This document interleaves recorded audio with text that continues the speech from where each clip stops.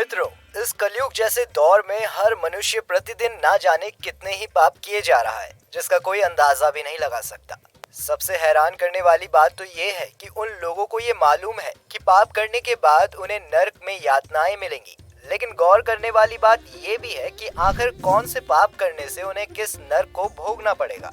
नमस्कार दर्शकों, स्वागत है आपका द डिवाइन टेल्स पर एक बार फिर। मित्रों, नर्क तो हजारों की संख्या में है, लेकिन हम आपको सबसे ज्यादा भयानक और खतरनाक नर्कों के बारे में बताएंगे जो हमें हमारे पाप के अनुसार मिलता है।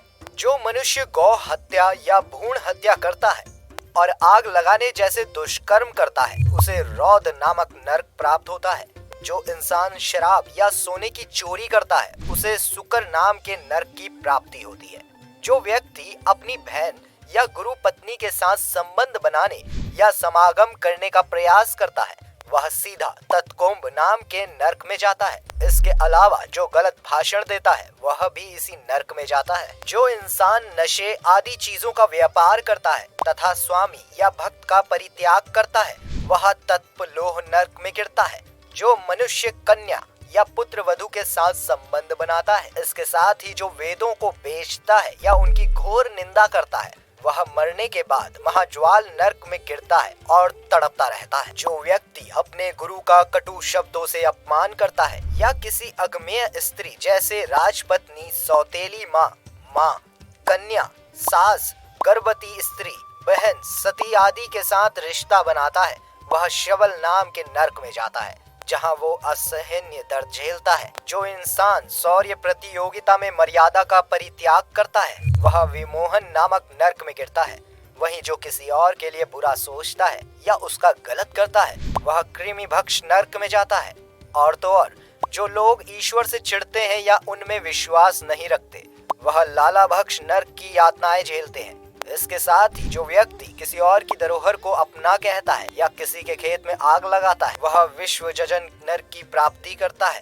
जो मनुष्य गलत पात्र से दान लेता है, वह अधशिर नर्क में गिरता है। जो इंसान मदिरा या मांस का व्यापारी है, वह पूयवह नर्क में जाता है। इसके साथ जो व्यक्ति अगर किसी मासूम जानकार को बांध कर रखता है, वह भी इसी नर्क में गिरता है। जो लोग घर में लड़ाई झगड़ा करते हैं, किसी को जहर देकर मार देते हैं, शराबी है तथा पशुओं को मार देता है, वह सब रुधिरांश नर्क में तड़पाए जाते हैं। और मधु निकालने वाला इंसान वैतारणी और गुस्सा करने वाला मूत्र संयक नाम के नर्क में जाता है। अपवित्र व्यक्ति असिप्रतवन और मृगों का शिकार करवाने वाला अग्नि ज्वाल नर्क में जाता है। जो व्यक्ति व्रत रख कर भी पवित्रता का पालन नहीं करता, वह शंदंश नाम के नर्क में गिरता है। इसके साथ ही यदि किसी सन्यासी का स्वप्न में वीर स्खलित हो जाता है, वह अभोजन नाम के नर्क में जाते हैं, जहां उन्हें बहुत सी यातनाएं झेलनी पड़ती। अब चलिए मित्रों, इसी के साथ आपको ये भी बता देते हैं कि कौन से पापों के बाद व्यक्ति को किस योनियों में जन्म लेना पड़ता है। शास्त्रों में भी साफ बताया गया है कि यदि कोई मनुष्य जानकर या भूल से किसी ब्राह्मण की हत्या कर देता है, तो उसे ब्रह्म हत्या का पाप लगता है। यह महापाप माना जाता है। ऐसे काम में साथ देने वाले मनुष्य को भी कुंभिपाक नाम के नर्क की यातना सहनी पड़ती है। भूख लगने पर भोजन की चोरी करना साधारण पाप है। मन भटकने पर कोई वस्तु चोरी कर ली, चोरी तो पाप है, पर वो भी एक साधारण पाप है। लेकिन सोने की चोरी बहुत बड़ा पाप होता है। चोरी करने वाले मनुष्य या ऐसे काम में साथ देने वालों को तामिश्र नामक नर्क में दुख भोगना पड़ता है। वहीं उसे कीड़े मकोड़ों की योनि में जगह मिलती है। वहीं जो इंसान अपनी धर्म पत्नी को छोड़ देता है, वो अगले जन्म में गंडमाल नाम के महारोग से पीड़ित रहता है।